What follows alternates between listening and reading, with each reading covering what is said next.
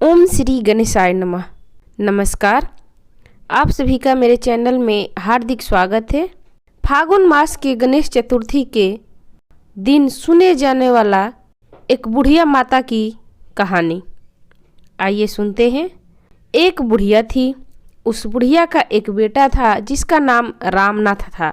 रामनाथ धन कमाने के लिए प्रदेश चला गया। बुढ़िया अपने पुत्र के विदेश जाने के बाद बहुत चिंतित और दुखी रहने लगी, क्योंकि बहू उससे प्रायः नित्य खरी खोटी सुनाया करती थी। इसलिए बुढ़िया प्रतिदिन चिंतित और उदास रहती और घर के बाहर स्थित कुएं पर बैठकर रोया करती थी। बुढ़िया का यह क्रम रोज चलता रहा। एक दिन कुएं में से दिए की माँ नामक एक स्त्री निकली और उसने बुढ़िया से पूछा, बुढ़ी माँ, तुम इस तरह क्यों बैठकर रो रही हो? तुम्हें किस बात का कष्ट है? तुम मुझे अपना दुख बताओ, मैं तुम्हारे दुख दूर करने का प्रयत्न करूंगी। बुढ़िया ने उस स्त्री को प्रश्न सुनकर कोई भी जवाब नहीं दिया और रोती ही रही। दिए की माँ बार बार एक ही प्रश्न दोहराई जा रही थी। वह बुढ़िया इस बात से झुंझुला उठी। उस बुढ़िया ने दिए की माँ से कहा, तुम मुझे बार बार ऐसा क्यों पूछ रही हो? क्या सचमुच में तुम मेरा दुख जानकर उसे दूर कर दोगी? बुढ़िया के बात सुनकर दिए की माँ ने उत्तर दिया, मैं अवश्य ही तुम्हारे कष्टों को दूर करने के लिए प्रयत्न करूंगी। बुढ़िया ने दिए की माँ का ऐसा आश्वासन पाकर कहा, मेरा बेटा कमाने के लिए प्रदेश गया। उसके पीछे मेरी बहू मुझे बहुत बुरा भला कहती रहती है, यही मेरे दुख का कारण है। बुढ़िया की बात सुनकर दिए की माँ ने कहा, यहाँ के वन में संकटा माता रहती है। तुम अपना दुख उनसे सुनाकर कष्ट से छुटकारा पाने के लिए प्रार्थना करो। माँ बहुत दयालु है, दुखियों के प्रति बहुत सहानुभूति रखती है। निसंतानों को संतान, निर्धनों को धनवान, निर्बल को बलवान और अभागों को भाग्यवान बनाती है। उनकी कृपा से सौभाग्यवती स्त्रियों का सौभाग्य अचल हो जाता है। कुंवारी कन्याओं को अपने इच्छित वर की प्राप्ति होती है। रोगी को अपने रोग से मुक्त होते हैं। इसके अलावा भी जो मनोकामना हो वह सब पूरा करती है, इसमें कोई संदेह नहीं है। दिए की माँ ऐसी विलक्षण बात को सुनकर बुढ़िया संकटा माता के पास गई और उनके चरणों में गिरकर विलाप करने लगी। संकटा माता ने बड़े ही दयालु होकर बुढ़िया से पूछा, बुढ़िया, तुम किस कारण इतने दुखी हो और बार बार रोती रहती हो?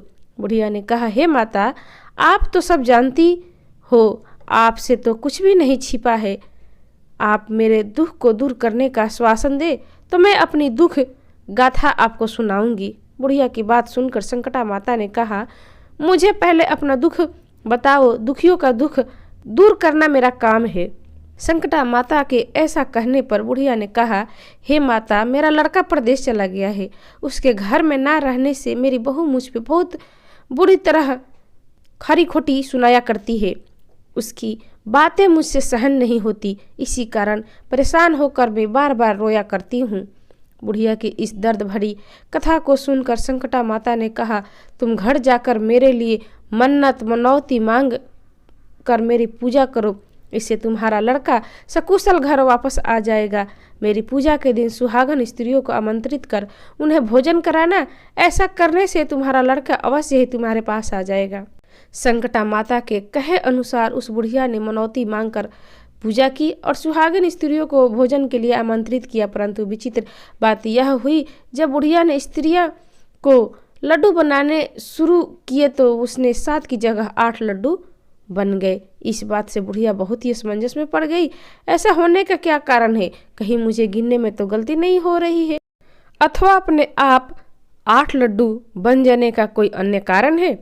उसी समय संकटा माता एक वृद्ध स्त्री के रूप में बुढ़िया के सामने प्रकट हुई और बुढ़िया से पूछी, क्यों बुढ़िया, आज तुम्हारे यहाँ कोई उत्सव है क्या? यह सुनकर बुढ़िया बोली, आज मैंने संकटा माता की पूजा की है और सुहागिन स्त्रियों को भोजन के लिए आमंत्रित की है, किंतु जब गिनकर 7 लड्डू बनाती हूँ तो वे लड्डू अपने आप ही 8 बन जाते हैं। मैं इसी बात से चिंता में पड़ गई हूँ। बुढ़िया की बात सुनकर संकटा माता ने कहा, क्या तुमने किसी बुढ़िया को भी आमंत्रित किया है? बुढ़िया कहने लगी, नहीं मैंने ऐसा तो नहीं किया, परंतु तुम कौन हो? संकटा माता ने कहा, मैं बुढ़िया हूँ, मुझे भी आमंत्रित कर लो। ऐसा सुनकर बुढ़िया ने उस बुढ़िया रूपी संकटाधारी माता को भोजन के लिए आमंत्रित कर लिया। इसके बाद बुढ़िया के घर पर सभी आमंत्रित सुहागिनें आ पहुंची और बुढ़िया ने सबको लड्डू तथा अन्य मिठाई आदि का भोजन कराया। इसके बाद संकटा माता उस बुढ़िया पर बहुत प्रसन्न हुई और माता की कृपा से उस बुढ़िया के बेटे के मन में अपनी माता और पत्नी से मिलने की इच्छा उत्पन्न हुई और वह अपने घर के लिए चल दिया। कुछ दिन बीतने के बाद वह बुढ़िया संकटा माता की पूजा कर सुहागिनों को भोजन करा रही थी। किसी ने उसके लड़के के आने की सूचना दी, लेकिन बुढ़िया अपने काम में लगी रही। उसने कहा, लड़के को बैठने दो, मैं सुहागिनों को जिमा कर अभी आ जाती हूँ। लड़के की बहू ने पति के आने के समाचार सुना। उसी क्षण पति के स्वागत के लिए तुरंत घर की ओर चल दी। लड़के ने अपने स्त्री को देखकर मन में सोचा कि मेरी स्त्री, मेरी पत्नी मेरा कितना प्रेम रखती है, जो खबर पाते ही मुझसे मिलने आ गई, परंतु मेरी माँ को मुझ पर जरा भी प्रेम नहीं है। मेरे आने की खबर पाकर भी मेरी माँ मुझसे मिलने नहीं आई। जब पूजा का काम समाप्त हो गया, सभी सुहागिनें को भोजन कराकर अपने अपने घर को लौट गई। बुढ़िया अपने बेटे से मिलने के लिए उसके पास पहुंची। माँ के आने पर लड़के ने पूछा, माँ अब तक कहाँ थी? माँ ने कहा, बेटा मैंने तुम्हारी कुशलता के लिए संकटा माता से मनौती मांग रखी थी, उसी को पूरा करने के लिए सुहागिनों को जिमा रही थी। संकटा माता की कृपा से उसका मन अपनी पत्नी से हट गया। उसने माँ से कहा, माँ या तो मैं यहाँ रहूँगा या यह रहेगी। बुढ़िया ने कहा, बेटा तुम्हें मैंने बड़ी कठिन तपस्या से पाया हूँ, इसलिए तुम्हें छोड़ नहीं रह सकती, इसलिए चाहे बहू का भी त्याग करना पड़े मैं कर सकती हूँ। अतः लड़के ने अपनी स्त्री को घर से निकाल दिया। घर से निकलकर बाहर आई तो बहुत दुखी मन से एक पीपल के पेड़ के नीचे बैठकर रोने लगी। एक राजा उधर से जा रहा था। उसे रोता देखकर राजा रुक गया और पूछा, तुम क्यों रो रही हो? तब उसने अपनी सारी व्यथा राजा को सुनाई। राजा ने कहा, आज से तुम मेरी धर्म बहन हो, इसलिए रो मत, मैं तुम्हारे सभी कष्टों को दूर करने का प्रयास करूंगा। यह कहकर राजा उस स्त्री को अपने महल में लेकर गया। महल जाकर राजा ने रानी को सारी कथा सुनाई और रानी को कहा, देखो आज से मेरी यह धर्म बहन है, इसी महल में रहेगी और इसको किसी भी प्रकार का कष्ट नहीं होना चाहिए। राजा को यहाँ पहुंचकर कुछ दिन बाद धर्म से प्रेरित होकर रामनाथ की पत्नी ने संकटा माता का व्रत आरंभ कर दिया और संकटा माता के निमित्त सुहागिनों को भोजन कराने के लिए आमंत्रित किया। उसने रानी को भी आमंत्रित किया। जब सभी सुहागिनें लड्डू खाने लगी तो रानी ने कहा, मुझे तो रबड़ी, मलाई और स्वादिष्ट मिष्टान ही हजम होते हैं, यह पत्थर समान लड्डू कैसे हजम होंगे? ऐसी अवहेलना पूर्ण बातें कहकर रानी ने लड्डू खाने से मना कर दिया। कुछ समय बाद संकटा माता की कृपा से रामनाथ अपनी पत्नी को खोजते हुए राजा के महल में आया। वहां आकर अपनी पत्नी को संकटा माता की पूजा करते हुए देख संकटा माता को हाथ जोड़कर प्रणाम किया और अपनी पत्नी से कहा, प्रिय मेरे अपराध को क्षमा करो।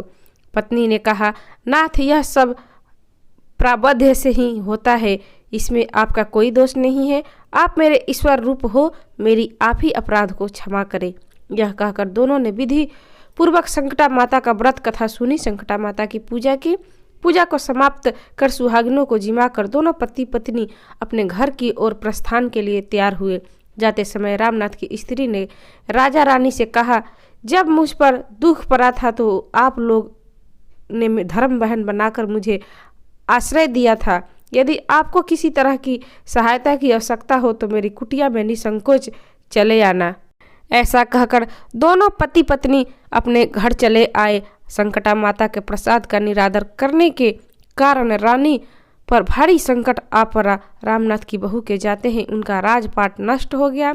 ऐसी विपत्ति में पड़कर रानी ने राजा से कहा, ना मालूम वह तुम्हारी धर्म बहन कैसी थी, उसके यहाँ से जाते ही सब कुछ नष्ट हो गया। रानी ने राजा से कहा, जाते समय वह कह कर गई थी, जब मेरे ऊपर कष्ट पड़ा था तो तब मैं तुम्हारे यहाँ आई और कदाचित तुम्हारे ऊपर कोई भी कष्ट पड़े तो तुम मेरे घर चले आना। इसलिए हम लोग उनके घर चलते हैं। ऐसा विचार कर राजा रानी दोनों ही अपनी धर्म बहन के घर गए। वहां जाकर रानी ने कहा, बहन तुम्हारे जाते ही ऐसा क्या हो गया कि हमारी सारी संपत्ति नष्ट हो गई? हम लोग बहुत परेशानी में पड़े हुए हैं। रानी की बात सुनकर रामनाथ की स्त्री ने कहा, बहन मैं तो कुछ नहीं जानती, मेरी तो सब करता धरता संकटा माता है, इसके अतिरिक्त कोई दूसरा नहीं। इसलिए मेरी राय है कि तुम संकटा माता से अपनी भूलों के लिए क्षमा याचना करो, उन्हीं की मान मनौती से तुम्हारा बन जाएगा सारा बिगड़ा हुआ काम, तुम्हारे सारे बिगड़े काम अपने आप सुधर जाएंगे। रामनाथ की स्त्री की बातें सुनकर रानी श्रद्धा भक्ति से संकटा माता का व्रत किया और सुहागिनों को जिमाकर अनजाने में हुई अपनी भूलों के लिए संकटा माता से बार बार क्षमा मांगी। रानी के ऐसा करते ही संकटा माता प्रसन्न हो गई और रात में रानी को स्वप्न में कहा कि तुम दोनों पति पत्नी अपने महल को चले जाओ, वहां जाकर मेरी पूजा करना और मेरी नियमित सुहागिनों को जिमाना। ऐसा करने से तुम्हारा गया हुआ राजपाट तुम्हें दोबारा वापस मिल जाएगा। सुबह होते ही रानी ने अपने स्वप्न की बात राजा को बताई। रानी की बात सुनकर राजा उसी क्षण रानी को साथ लेकर अपने महल की ओर चल दिए। महल में आने के बाद राजा रानी संकटा माता के कहे अनुसार पूर्ण भक्ति भाव से संकटा माता की पूजा की और सुहागिनों को भोजन कराया। ऐसा करने से उनका बिगड़ा हुआ सारा समय सुधर गया और सारा राजपाट उन्हें वापस मिल गया। वह पहले की तरह राज्य को भोगने लगे। बोलो संकटा माता की जय। इस प्रकार संकटा माता व्रत कथा समाप्त हुई।